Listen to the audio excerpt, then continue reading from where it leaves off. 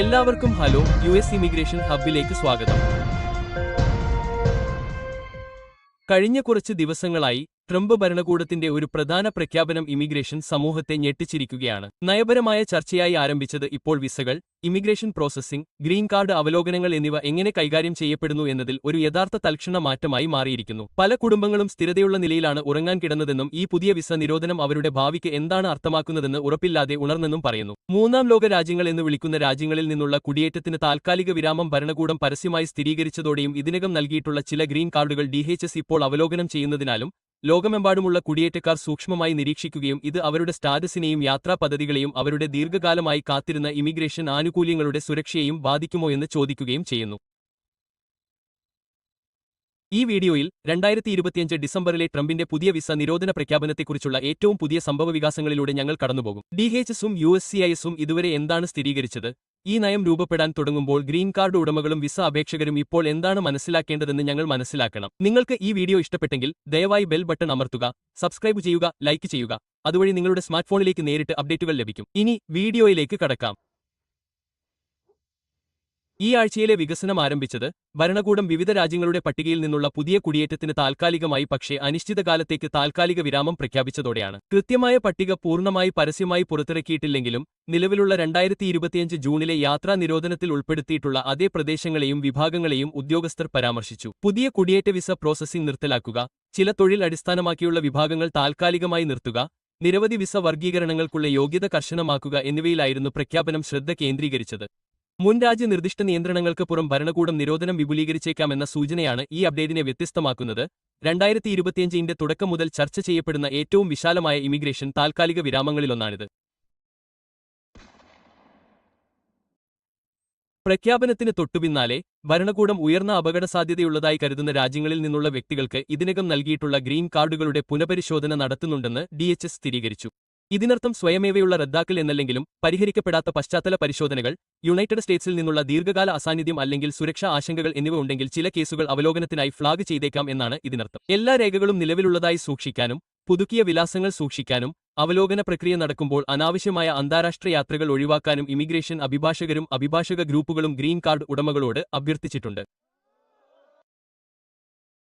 വിദേശത്തുള്ള വിസ അപേക്ഷകർക്ക്, പ്രത്യേകിച്ച് national visa സെന്ററിൽ കാത്തിരിക്കുന്നവർക്കോ കോൺസുലാർ അഭിമുഖങ്ങൾക്ക് തയ്യാറെടുക്കുന്നവർക്കോ പുതുക്കിയ മാർഗനിർദ്ദേശം ലഭിക്കുന്നതുവരെ നിരവധി അഭിമുഖങ്ങൾ നിർത്തിവച്ചിട്ടുണ്ട് എന്നതാണ് യാഥാർത്ഥ്യം. നിരവധി യുണൈറ്റഡ് സ്റ്റേറ്റ്സ് എംബസികൾ നിശബ്ദമായി ഡിസംബർ അപ്പോയിന്റ്മെന്റുകൾ പുനഃക്രമീകരിക്കാൻ തുടങ്ങിയിട്ടുണ്ട്.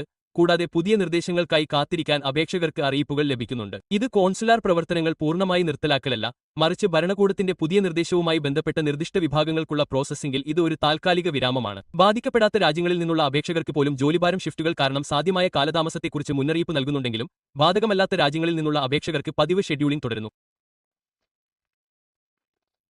യുണൈറ്റഡ് സ്റ്റേറ്റ്സിനുള്ളിൽ സ്റ്റാറ്റസ് അപേക്ഷകളുടെ ക്രമീകരണം ഫയൽ ചെയ്യുന്ന അപേക്ഷകർക്ക് നേരിട്ടുള്ള നിയന്ത്രണങ്ങൾ നൽകിയിട്ടില്ല.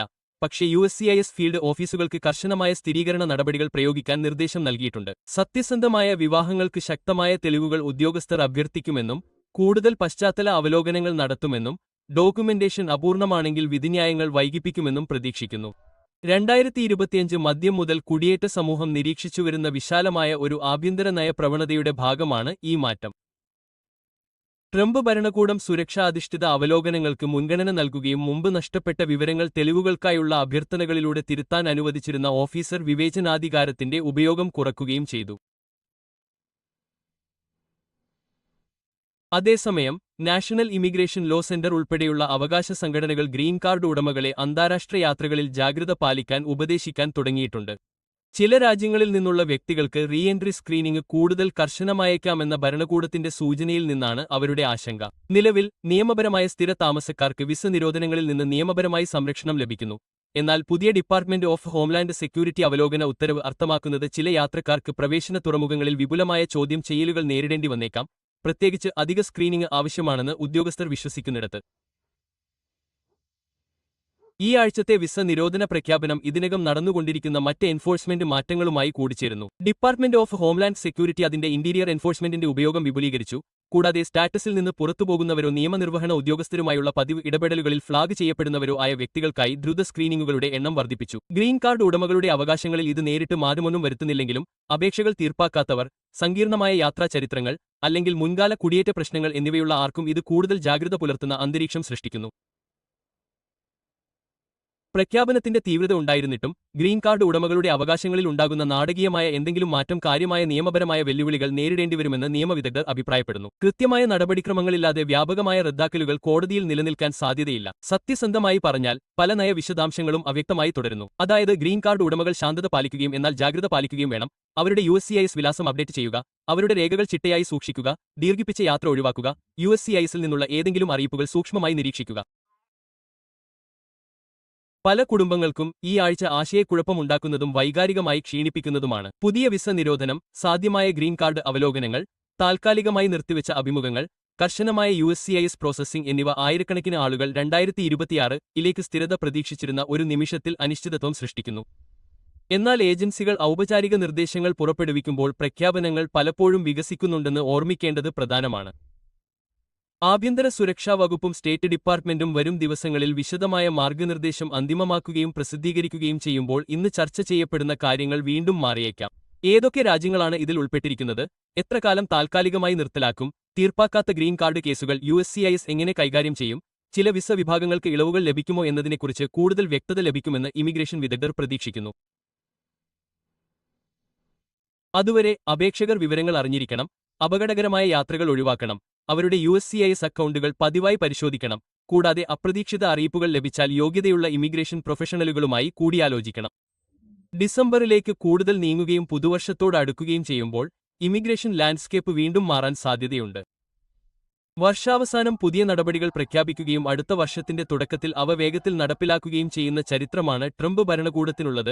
അതായത് കൂടുതൽ അപ്ഡേറ്റുകൾ വലിയ മുന്നറിയിപ്പില്ലാതെ വന്നേക്കാം. വിദേശത്ത് കാത്തിരിക്കുന്ന കുടുംബങ്ങൾ NVCയിലും കോൺസുലേറ്റുകളിലും സാധ്യമായ മാറ്റങ്ങൾക്ക് തയ്യാറാകണം. എല്ലാ USCIS ഫയലിംഗുകളും കൃത്യവും സമയബന്ധിതവും ശക്തമായ തെളിവുകളാൽ പിന്തുണയ്ക്കപ്പെടുന്നതുമാണെന്ന് യുണൈറ്റഡ് സ്റ്റേറ്റ്സിനുള്ളിലുള്ളവർ 2 തവണ പരിശോധിക്കണം.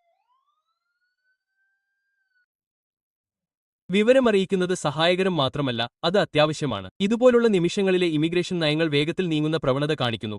കൂടാതെ അവരുടെ സ്റ്റാറ്റസ് ഏറ്റവും നന്നായി സംരക്ഷിക്കുന്ന ആളുകളാണ് വസ്തുതയ്ക്ക് ശേഷം പ്രതികരിക്കുന്നതിനുപകരം മാറ്റങ്ങളെ മുന്നിൽ നിർത്തുന്നത്. വരുന്ന കുറച്ച് ആഴ്ചകൾ എത്ര അനിശ്ചിതത്വം നിറഞ്ഞതാണെങ്കിലും വരാനിരിക്കുന്ന കാര്യങ്ങളെല്ലാം നാവിഗേറ്റ് ചെയ്യാൻ നിങ്ങളെ സഹായിക്കുന്നതിന് വ്യക്തമായ അപ്ഡേറ്റുകൾ, കൃത്യമായ വിവരങ്ങൾ, മാർഗനിർദ്ദേശങ്ങൾ എന്നിവ ഞങ്ങൾ തുടർന്നും കൊണ്ടുവരും. ഈ ബുള്ളറ്റിനിൽ ഞങ്ങളുടെ പക്കലുള്ളത് അത്രയേയുള്ളൂ.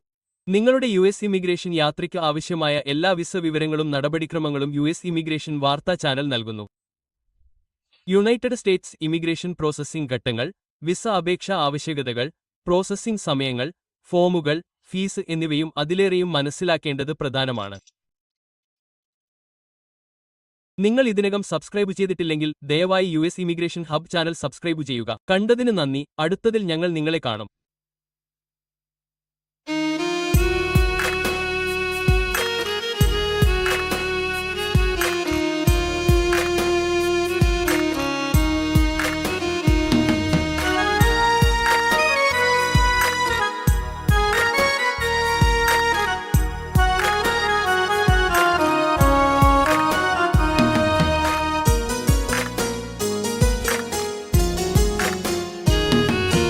পাগলি রে তুই প্রেম শিখাইয়া পাগল বানাইলি, দেহ থইয়া কেন রে তুই মনটা পোড়াইলি।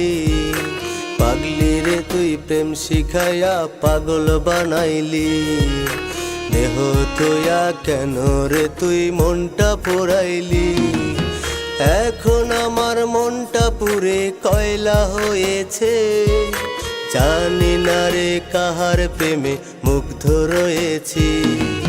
পাগলি রে তুই প্রেম শিখাইয়া পাগল বানাইলি, দেহ তুইয়া কেন রে তুই মনটা পোড়াইলি।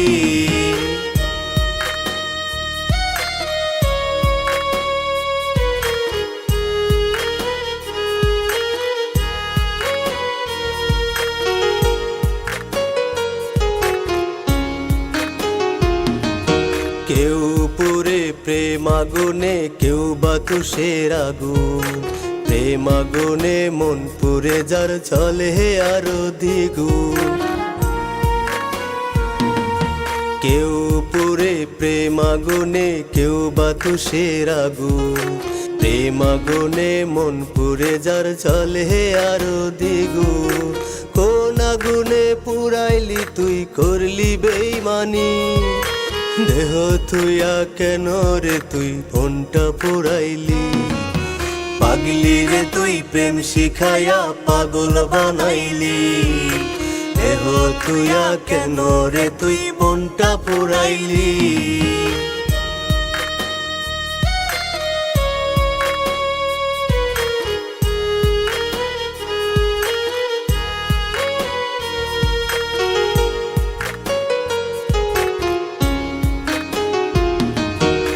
প্রেমের আগুন যার অন্তরে সেই জানে তার ব্যথা পাগল হইয়া পাগল বেশে কয় যে প্রেমের কথা প্রেমের আগুন যার অন্তরে সেই জানে তার ব্যথা পাগল হইয়া পাগল বেশে কয় যে প্রেমের কথা সেই অন্তরে আঘাত দিবি আগে বুঝিনি দেহ তুইয়া কেন রে তুই মনটা পুরাইলি পাগলি রে তুই প্রেম শিখাইয়া পাগল বানাইলি দেহ তুইয়া কেন রে তুই মনটা পুরাইলি আহা